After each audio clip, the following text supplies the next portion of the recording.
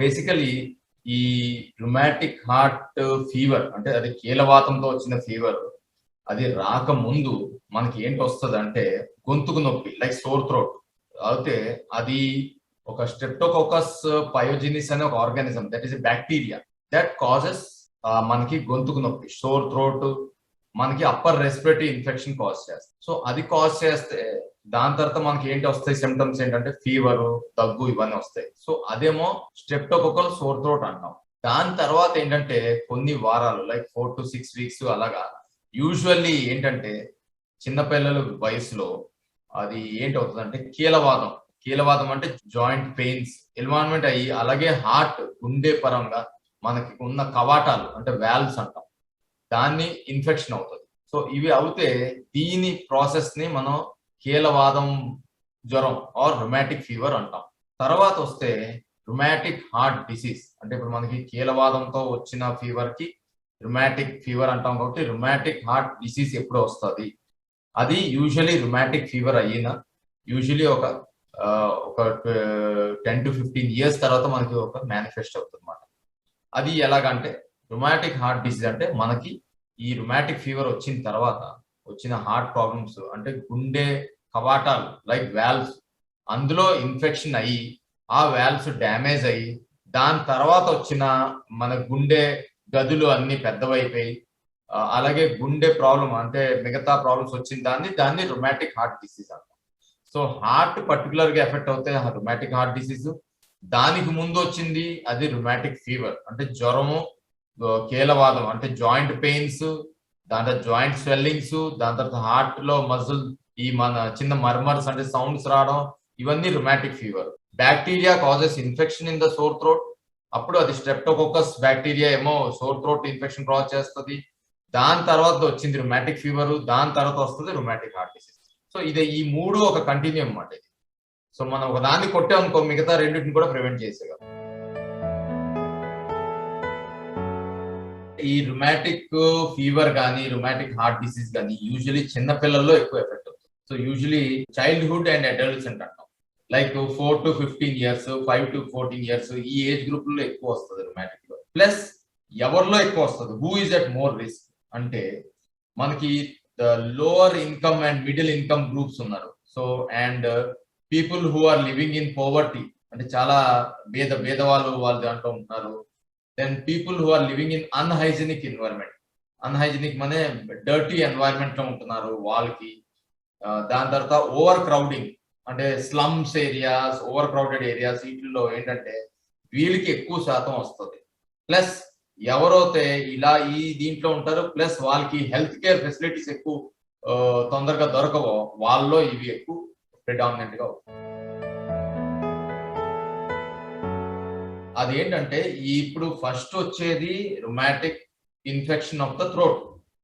So ఆ streptococcus అనే bacteria throat infection cause చేస్తే తర్వాత వచ్చేది రుమాటిక్ ఫీవర్ అంటాం. అంటే రుమాటిక్ ఫీవర్ అంటే కీలవాదంతో ఉన్న జ్వరం, కాళ్ళు వాపులు, కాళ్ళు జాయింట్ పెయిన్స్, జాయింట్ వాపులు, దాని తర్వాత దాంతో పాటు గుండె ఇది కొద్దిగా డిస్టర్బెన్స్ వస్తుంది. సో ఇవన్నీ కూడా రుమాటిక్ ఫీవర్ లోకి వస్తాయి. రుమాటిక్ ఫీవర్ తర్వాత రుమాటిక్ హార్ట్ డిసీజ్ వస్తుంది ఒక కొన్నాళ్ళ తర్వాత, ఒక లైక్ 10 to 15 years తర్వాత రుమాటిక్ హార్ట్ డిసీజ్. అంటే అప్పుడు ఏంటంటే గుండె కవాటాలన్నీ డ్యామేజ్ అయిపోతాయి. అంటే కవాటాలు అంటే వాల్వ్స్ అది ఓపెన్ అవడం తగ్గిపోవచ్చు, లేకపోతే క్లోజ్ సరిగా అవ్వకపోవచ్చు. సో ఐదర్ ఓపెన్ అవడం తగ్గిపోతే వాల్వ్ చిన్నదైపోతుంది, హోల్ చిన్నదైపోతుంది. సో ఈ లీక్ దీంతో అవడంలో అంటే గుండె గదులు అన్ని పెద్దవైపోతే ఏంటవుతాయి అంటే ఈ గుండె స్ట్రెచ్ అయిపోతాయి, ఎలక్ట్రికల్ వైర్స్ అన్ని స్ట్రెచ్ అయిపోయి హార్ట్ బీటింగ్ ప్రాబ్లమ్స్ వస్తుంది, అలాగే హార్ట్ పంపింగ్ ప్రాబ్లమ్స్ వస్తుంది. సో ఇవన్నీ కూడా రుమాటిక్ హార్ట్ డిసీజ్ ఫామ్ అవుతుంది. ఫస్ట్ రుమాటిక్ ఫీవర్ ది లక్షణాలు ఏంటంటే అవి జ్వరం వస్తుంది, ఫీవర్. సెకండ్ ఏంటంటే జాయింట్ పెయిన్స్ వస్తాయి, కీలవాదం వస్తుంది, అలాగే జాయింట్ స్వెల్లింగ్ వస్తుంది, మన జాయింట్లన్నీ వాపు వస్తాయి. అలాగే మీకు చేతుల్లోని కాళ్ళలోని మచ్చలు రావచ్చు, there will be rashes formation. అలాగే గుండె హార్ట్ లో సౌండ్స్ రావచ్చు, మర్మర్ అంటాం, హార్ట్ మర్మర్ అది తెలుస్తుంది మనకు. ఇంకోటి ఏంటంటే ఈ కాళ్ళు చేతుల్లో సమ్ బుడగలు రావచ్చు, నోడ్యూల్స్ అంటాం. సో ఇవన్నీ రుమాటిక్ ఫీవర్ ది లక్షణాలు. అలాగే రుమాటిక్ ఫీవర్ అయిన తర్వాత రుమాటిక్ హార్ట్ ప్రాబ్లం అవుతుంది, హార్ట్ డిసీజ్ అవుతుంది. సో దాని లక్షణాలు ఏంటి అని అంటారు. సో రుమాటిక్ హార్ట్ డిసీజ్ అయ్యే లక్షణాలు అంటే మనకి నడిస్తే ఆయాసం. సపోజ్ స్ట్రైట్ గా నేను నైట్ లో పడుకోగలుస్తున్నాను కానీ ఇప్పుడు పడుకోలేకపోతున్నాను, లేచి కూర్చోవలసి వస్తుంది, ఆయాసం బాగా ఎక్కువ ఉంటుంది, బ్రీతింగ్ డిఫికల్టీ వస్తుంది. సెకండ్ ఈజ్ చెస్ట్ పెయిన్ వస్తుంది, గుండెలో నొప్పి వస్తుంది. అలాగే పాల్పిటేషన్స్, గుండె దడ వస్తుంది. అలాగే హార్ట్ బీటింగ్ ప్రాబ్లమ్స్, మన ఈ హార్ట్ ఇరెగ్యులారిటీ వస్తుంది. అలాగే పక్షపాతం రావచ్చు, స్ట్రోక్ అంటాం. ఎందుకంటే హార్ట్ వాల్వ్ ప్రాబ్లం అంటే కవాటాలకు ఇబ్బంది అవడం వలన గుండె గదుల్లో ఎప్పుడన్నా బ్లడ్ క్లాట్స్ ఫామ్ అయ్యే అవకాశం ఉంటుంది. సో ఈ క్లాట్స్ ఎక్కడికైనా బ్రెయిన్ లోకి వెళ్ళినా, కిడ్నీలోకి వెళ్ళినా, దీనికి వెళ్ళినా ఎక్కడైనా స్ట్రోక్ ఫార్మేషన్ అయ్యే అవకాశం ఉంటుంది. కాళ్ళల్లో కానీ చేతుల్లో కానీ ఎక్కడైనా స్ట్రోక్ ఫార్మేషన్ అయ్యే అవకాశం. Stroke is nothing but paralysis, that is blood loss to a part of the body. ఒక అవయవానికి బ్లడ్ సప్లై లేకపోతే దాన్ని స్ట్రోక్ అంటాం. అది బ్రెయిన్ లో అవుతాయి బ్రెయిన్ స్ట్రోక్, హార్ట్ లో అవుతాయి హార్ట్ స్ట్రోక్, కిడ్నీలో అవుతాయి కిడ్నీ స్ట్రోక్, కాళ్ళు అవుతాయి కాళ్ళు స్ట్రోక్, సేమ్ థింగ్ అంటారు. సో అవి కూడా అయ్యే అవకాశాలు ఉంటాయి. బేసికలీ ఫస్ట్ ఏంటంటే మనం ఇప్పుడు ఎవరి దగ్గరనే వెళ్తాం, ఫిజిషియన్ దగ్గరనే వెళ్తాం, ఒక కార్డియాలజిస్ట్ దగ్గర, గుండె డాక్టర్ దగ్గరనే వెళ్తాం. వాళ్ళతో ఫస్ట్ ఎగ్జామినేషన్ చేయించుకోవాలి. ఎగ్జామినేషన్ ఆఫ్ కోర్స్ మేము చేస్తాం మీకు. సో ఫస్ట్ మేము ఏంటంటే అందులో మీకు ఈ లక్షణాలు ఏంటంటే ఇబ్బందులు ఉన్నాయనేది అడుగుతాం. మీకు ఒకవేళ గుండెలో నొప్పి వస్తుందా, పాల్పిటేషన్ అంటే గుండె దడ వస్తుందా, లేకపోతే ఆయాసం వస్తుందా, ఇవన్నీ కూడా కనుక్కుంటాం. నంబర్ 2 ఏంటంటే అప్పుడు మనం మిమ్మల్ని బీపీ ఎంత ఉందని చూస్తాం. అలాగే పల్స్ రేట్ అంటే హార్ట్ బీటింగ్ నిమిషానికి 70 to 80 టైమ్స్ ఏదో కొట్టుకోలో అది ఎలా కొట్టుకుంటుందో అవి కూడా చూస్తాం. థర్డ్ ఏంటంటే మన స్టెథోస్కోప్ అంటాం. స్టెథోస్కోప్ పెట్టి ఒకసారి హార్ట్ లో సౌండ్స్ ఎలా ఉన్నాయి కూడా చూస్తాం. ఒక్కొక్కసారి దాని వల్ల కూడా మనకు తెలుస్తుంది.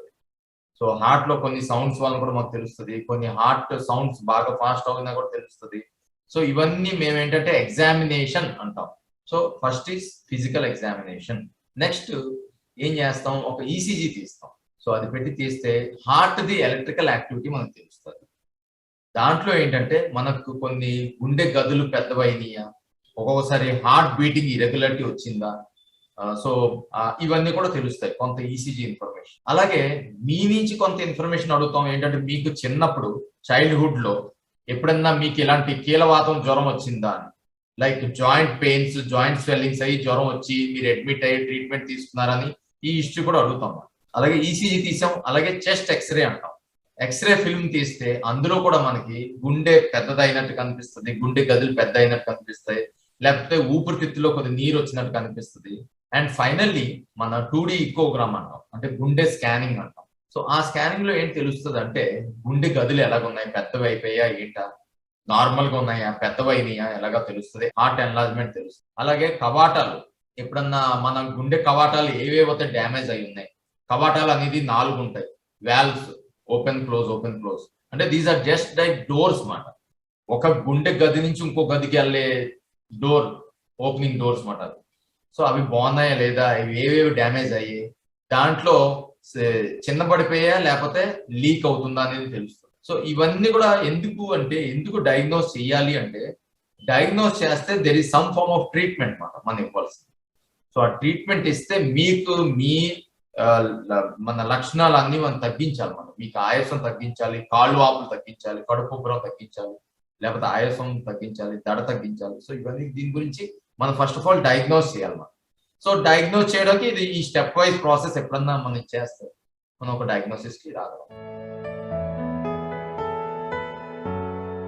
ఎప్పుడు చూసినా there is one form of treatment called as medical treatment, ఇంకోటేమో సర్జికల్ ట్రీట్మెంట్ అంటాం. అంటే ఓపెన్ సర్జరీస్ ఏమైనా చేస్తారా, ఆపరేషన్స్ ఏమైనా చేస్తారా. ఒకటి మెడిసిన్స్, ఒకటేమో ఆపరేషన్స్. సో బేసికలీ మెడిసిన్స్ దేనికి ఇస్తాము అంటే, మందులు దేనికి ఇస్తాము అంటే మనకి కాంప్లికేషన్స్ అవ్వకుండా ఉండడానికి ఇస్తాం. కానీ కొన్నిసార్లు పేషెంట్స్ ఆల్రెడీ కాంప్లికేషన్ స్టేజ్ లోనే వస్తారు. ఆల్రెడీ బ్రెయిన్ స్ట్రోక్ అయ్యి వస్తారు, లేకపోతే హార్ట్ ఫెయిలియర్ అంటారు, అంటే పంప్ అవ్వదు హార్ట్ ఫెయిలియర్ స్టేజ్ లో వస్తారు, లేకపోతే హార్ట్ రిథమ్ ఇరెగ్యులారిటీ స్టేజ్ లో వస్తారు. సో ఇవన్నీ వచ్చినప్పుడు కూడాను సో ఇవి కూడా మేనేజ్ చేయడానికి మనం మెడిసిన్స్ ఇవ్వాలి. హార్ట్ పంపింగ్ ప్రాబ్లం అంటే హార్ట్ ఫెయిలియర్ స్టేట్, లేకపోతే కవాటాల ఇబ్బంది గురించి మనం కొన్ని మెడిసిన్స్ ఇస్తాం. అలాగే ఈ హార్ట్ బీటింగ్ ఇరెగ్యులారిటీ ఉంటుంది, దానికి కొన్ని మెడిసిన్స్ ఇస్తాం. లోపల బ్లడ్ క్లాట్స్ ఫామ్ అవుతుంటాయి ఒక్కోసారి అన్నాను. సో ఒకవేళ అలాగ అవుతుంది అనుకుని మనం టెస్ట్ చేసాం, ఈకోలో చేసాం, దీంట్లో చేసాం, తెలిసింది అనుకోండి, అప్పుడు దానికి బ్లడ్ థిన్నర్స్ అంటాం, అవి కొన్ని ఇస్తాం. అలాగే ఈ ఆయాసం రాకుండా కొన్ని ఇస్తాం. సో మెడికల్ మేనేజ్మెంట్ అనేది కొన్ని ట్రీట్మెంట్ ఉంటుంది. సో దానిలో మేనేజ్ చేస్తే మనం ఏంటంటే కాంప్లికేషన్స్ ఇవన్నీ తగ్గించుకుంటామని అది చూస్తాం. ఓకే డాక్టర్ గారు, మెడికల్ ట్రీట్మెంట్ అయితే బాగానే ఉంది, ఇప్పుడు నాకు ఇబ్బంది, మెడికల్ మెడిసిన్స్ వాడినా కూడా నాకు ఇబ్బంది ఉంది కదా, ఏం చేయాలి అంటారు. Okay, then comes the aspect of surgical. So surgery చేస్తాం. సో కీ హోల్ సర్జరీ ఎలాగంటే బెలూన్ సర్జరీ. మనకి కవాటాలు ఏవైతే సన్నబడిపోయాయో, చిన్నబడిపోయాయో, వాటిని మెల్లిగా ఇది దూర్పి బెలూన్ ద్వారా డైలేట్ చేస్తాం. సో దాన్ని బెలూన్ వాల్వోటోమీ అంటాం.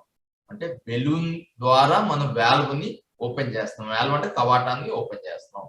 That is balloon valvotomy. అలాగే ఓపెన్ సర్జరీ చేస్తే ఏంటంటే ఆల్రెడీ డ్యామేజ్ అయిపోయిన వాల్వ్ దాన్ని మనం మార్చి కొత్త వాల్వ్ అంటే like stainless steel, cobalt, chromium, ఈ వాల్వ్స్ ఉంటాయి, అవి పెడతాం. కవాటాలు కొత్త అంటే మెటాలిక్ కవాటాలు ఉంటాయి, బయోప్రాస్థెటిక్ కవాటాలు ఉన్నాయి, డిఫరెంట్ టైప్స్ ఆఫ్ కవాటాలు ఉన్నాయి, అవి పెట్టి దాన్ని మళ్ళీ కుట్టి మళ్ళీ హార్ట్ ని అలా పెట్టేసి స్టార్ట్ చేస్తాం. So that is surgical treatment of. ఇవాళ రేపు ఏంటంటే ఈవెన్ కీ హోల్ దాంట్లో కూడాను మన కవాటాలు చేంజ్ చేయగలుగుతున్నాం, బట్ అన్నిటికీ అవ్వలేదు. But it's a bit costly process. So basically medical treatment, surgical treatment రెండు ఉన్నాయి. ఒకటేమో keyhole surgery and other is open surgery. ఎందుకంటే రుమాటిక్ హార్ట్ డిసీజ్ అయిపోయిన తర్వాత దెర్ ఇస్ నో క్యూర్. కానీ మీరు అడిగారు అనుకో, సార్ రుమాటిక్ హార్ట్ డిసీజ్ అవ్వకుండా ఏదైనా ప్రివెన్షన్ ఉన్నట్టు ఉంది. ఎందుకంటే ఫస్ట్ స్టెప్ ఈస్ మీకు ఈ రెస్పిరేటరీ ఇన్ఫెక్షన్ అంటే సోర్ థ్రోట్, గొంతుకు నొప్పి, దగ్గు ఇవి వచ్చినప్పుడు if it is due to A bacterial, ఇప్పుడు స్ట్రెప్టోకోకస్ బ్యాక్టీరియాతో వచ్చింది అంటే ఆ ట్రీట్మెంట్ తీసుకుంటే మనం we can prevent the damage to the joints. అంటే మన కీలవాదం ఇది రావడం మనం ప్రివెంట్ చేసుకోవచ్చు. అలాగే మనకి హార్ట్ డిసీజ్ రావడం ప్రివెంట్ చేసుకోవచ్చు.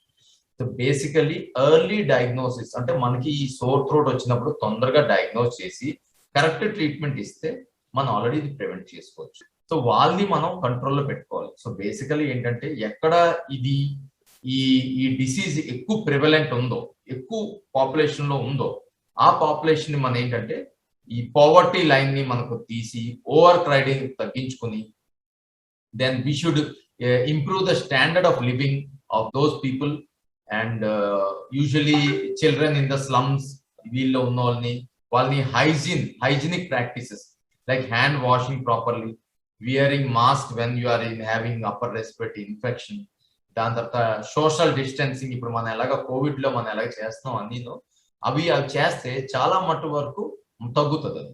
So not only these social manoeuvres కూడా ఉన్నాయి. So like increasing the standard of living, over crowding తగ్గించుకోవడం, సోషల్ డిస్టెన్సింగ్ మెయింటైన్ చేయడం, హ్యాండ్ వాషింగ్, క్లీన్ హైజీనిక్ ఇవి environments and better accessibility to health care. Actually దానికి మనం prevent చేయాలంటే first we have to follow some social norms and then we can follow that early diagnosis of upper respiratory infection and proper treatment also. అలాగే recurrent sore throat రాకుండా అది మనం చూసుకోవాలి. that is how we maintain hygiene and proper hand cleaning, hygiene profile and then proper safe environments, hygienic environments and standard of living increasing. అలాగే already rheumatic heart disease or rheumatic fever వచ్చిన తర్వాత కూడాను, heart disease mild effect అయిన తర్వాత we can prevent further damage by giving this penicillin G injection. అంటే usually patients ఎవరైతే rheumatic heart disease patients ఉంటారో వాళ్ళకి మనం ట్రై చేసిన తర్వాత యూజువలీ వాళ్ళకి ఫర్దర్ ఇంకా వేరే వాల్వ్స్ కవాటాలు ఎఫెక్ట్ అవ్వకుండా, ఫర్దర్ డిసీజ్ ప్రోగ్రెస్ అవ్వకుండా we can always give penicillin G. మనం ఏం చేయాలంటే యాక్చువల్లీ ఇది ప్రివెంటబుల్ డిసీజ్ కాబట్టి మనం ఈ రుమాటిక్ హార్ట్ డిసీజ్ దాన్ని మనం ఎంత తగ్గించాలో అంత తగ్గించుకోవాలి. ఎందుకంటే right at the point of sore throat only we should target and we should hit it hard. అప్పుడే మనకి రుమాటిక్ ఫీవర్ రాదు, రుమాటిక్ హార్ట్ డిసీజ్ రాదు. That is number 1. Number 2 is main probably the social hygiene అనేది maintain చేయాలి. Like we should have some social distancing very good. We should avoid over crowded areas. We should avoid frequent respiratory infections and all this. And the third is probably there should be good screening programs from the government side and all this, so that we can screen early diagnosis matter. So early screening programs, early prevention programs should also be there, and better quality of medications and availability of the penicillin G injection, and finally access to primary health care to all these the lower income group of patients.